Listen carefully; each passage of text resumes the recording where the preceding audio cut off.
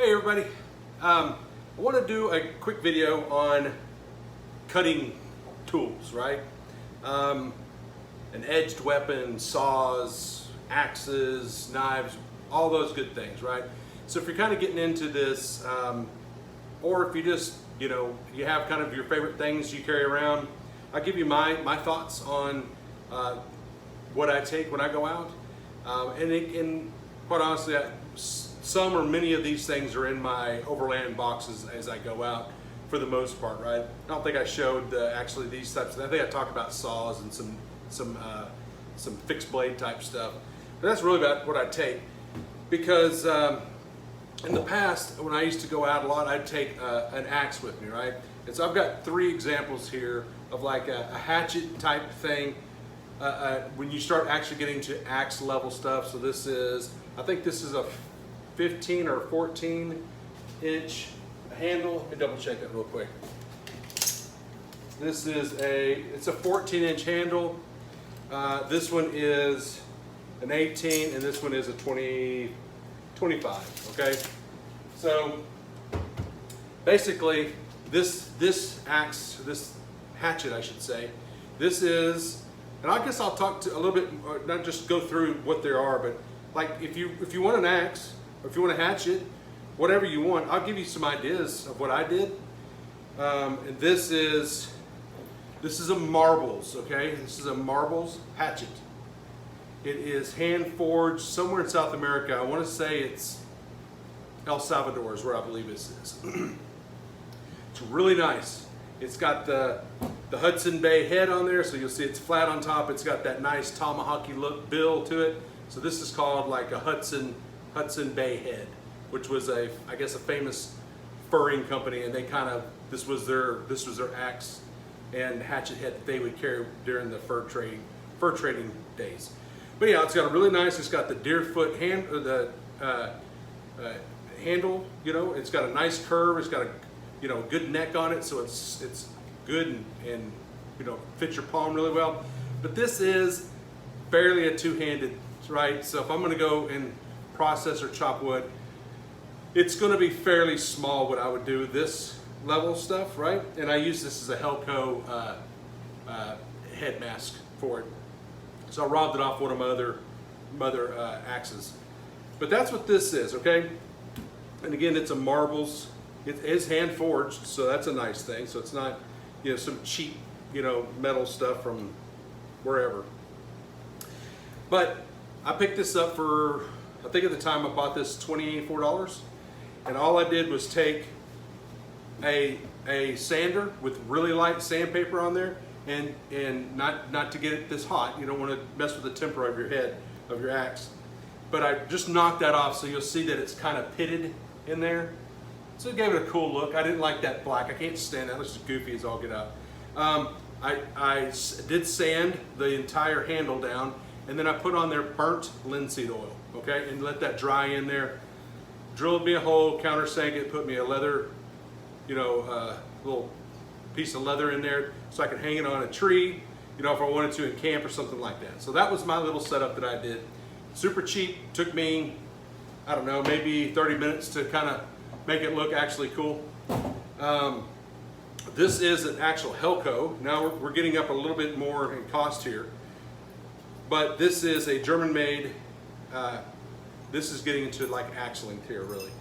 And you'll see the Helco, the head on it, you'll see that it's very German. See, it's got this uptick point, and then it's got this, so it's almost like it almost looks like an ulu from Alaska, one of those curved edges.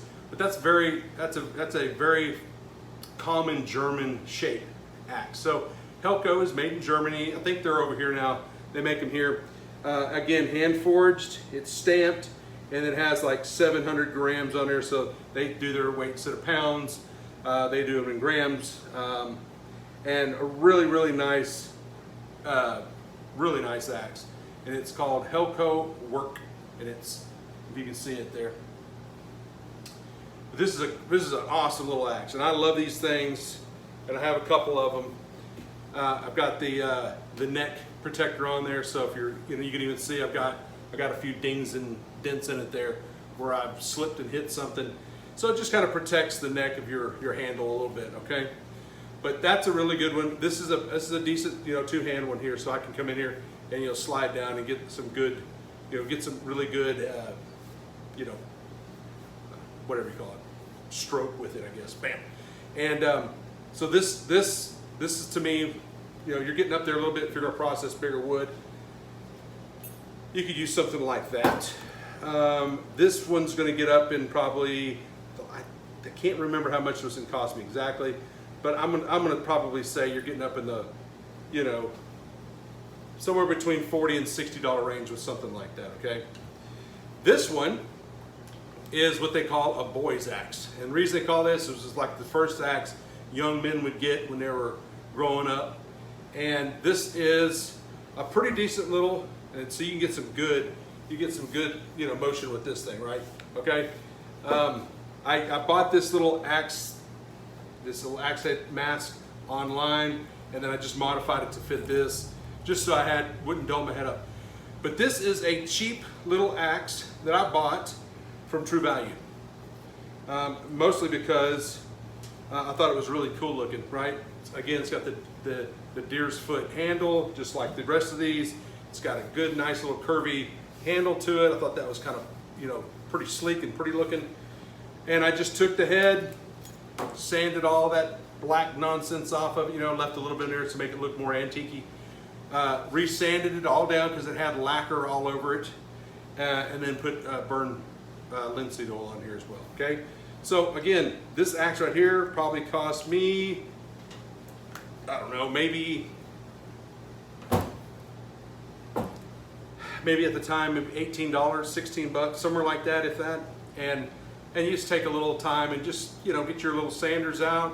If you got a little handheld sander, put on really light grain, sanding paper and start to work that off. And then just get you some good sandpaper. Rub this down. Don't get too slick, but don't get splinters either. And then put some good burnt linseed oil in here and let that soak in your hand, okay? Get all that lacquer stuff off your hand if you want to go that route.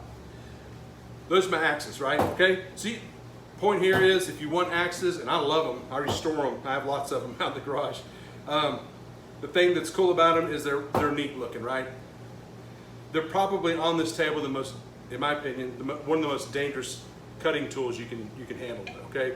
If you're not super careful, if you don't know the proper safety and technique on these things, everybody has a friend or a friend of a friend or a friend of a dad or somebody that's lost a toe cutting wood with one of these bad boys. So, if I'm processing wood, I'm on my knees with this one, right? So if I miss, I'm hitting the ground and not swinging into my shin or my knee.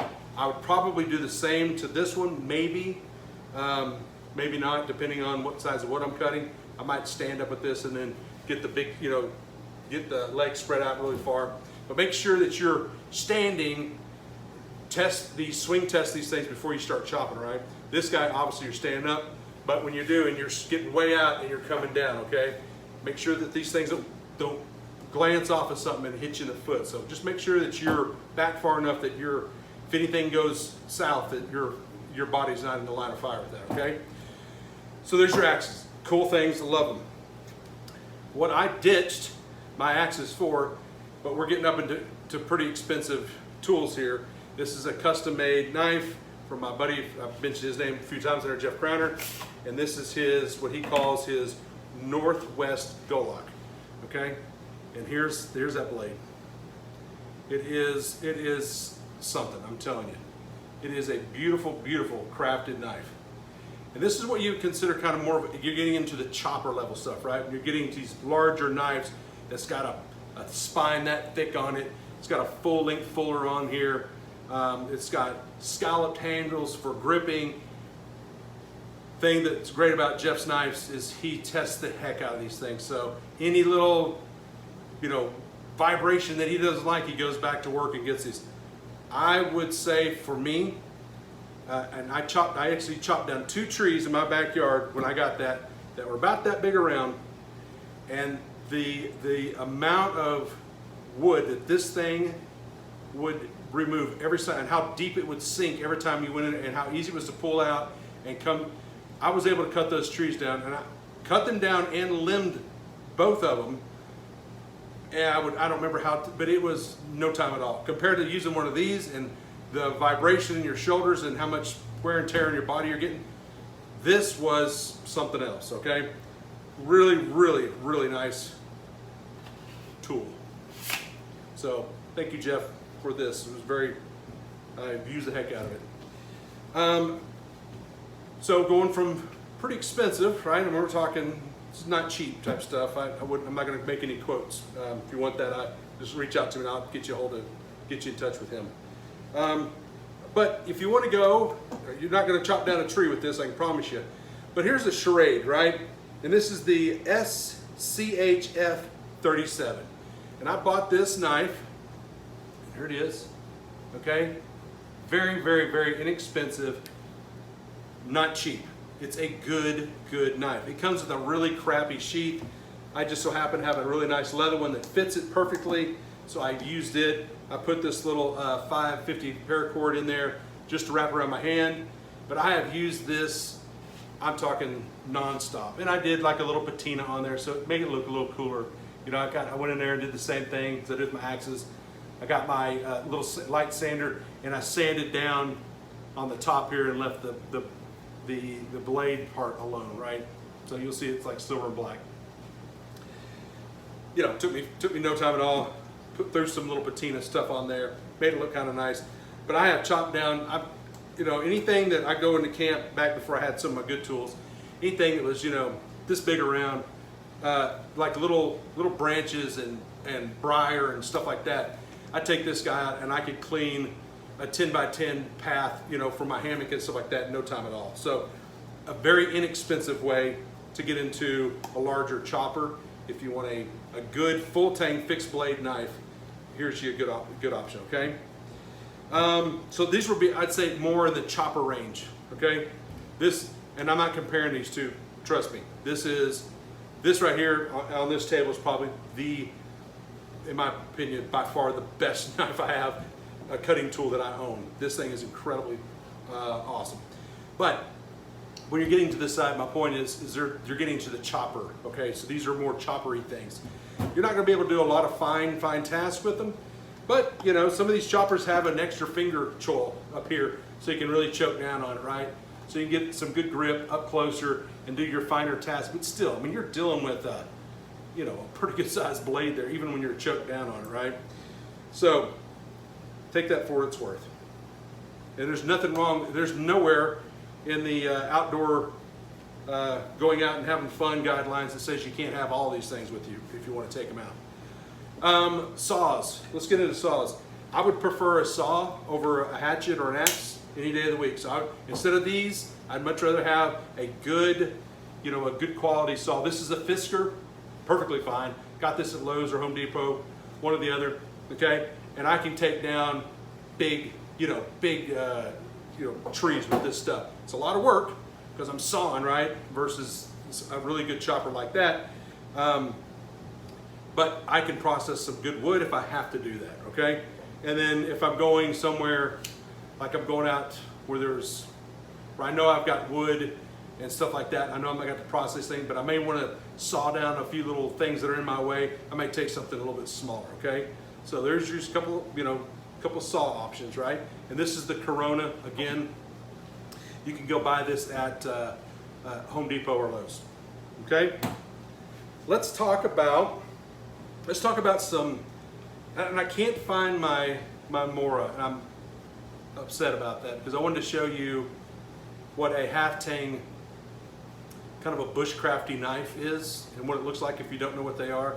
But look up Mora knives, and I have the Light My Fire, so it's got the incorporated ferricium rod inside the knife handle. It's an awesome knife. I love it. It's usually always somewhere, so I'm thinking I've got it in one of my packs, and I may see if I can find that. Hang on a second. No luck. Sorry. I was hoping, I thought it might have been in my backpack from one of my last trips, but it's not there. But anyhow, go check out, go look up some more knives. They're really cool, very inexpensive. If you don't have one, again, it's like some of the other things that I say, they're inexpensive enough and really, really worth the price. Just go get one, okay? Just throw it in your gear and always have it around, okay? But since I don't have a half tang, fixed blade. So when I said the other day I was talking about some of my 6 essential items for your outdoor activities, and I started talking about fixed blades, and then I went from talking about fixed blade into a full tang blade. I'm not sure what my brain was at, but because you can have a fixed blade that's a half tang as well, right? But the difference between a fixed blade and like a pocket knife, and this is my little pocket knife. If you watch any of my martial arts stuff, this is one I carry every day because of the blade length. It's a good size for fighting, right? If you had to come in and take care of something, if things got really out of hand, right? But this is this is on me all the time anyhow. So I usually have this in my pocket when I go out camping, and I may use this for cutting cord, like some cordage or something like that, right? 550 paracord, whatever it is. I usually use that, or I may even use this for food sometimes, right? So this is a folder, right? And this is a fixed blade, so it doesn't fold, right? It's not mechanical. It's one piece of metal, either a full tang or a half tang. This is a full tang. This is what I would say if you're going to do anything like heavy camp tasking or outdoorsy stuff. If you're going to process wood, use this, right? A fixed blade full tang knife of some sort, okay? So, but having a good pocket knife, and if you don't like pocket knives, you can always go with like a neck knife type of deal, right? Like put something around your neck.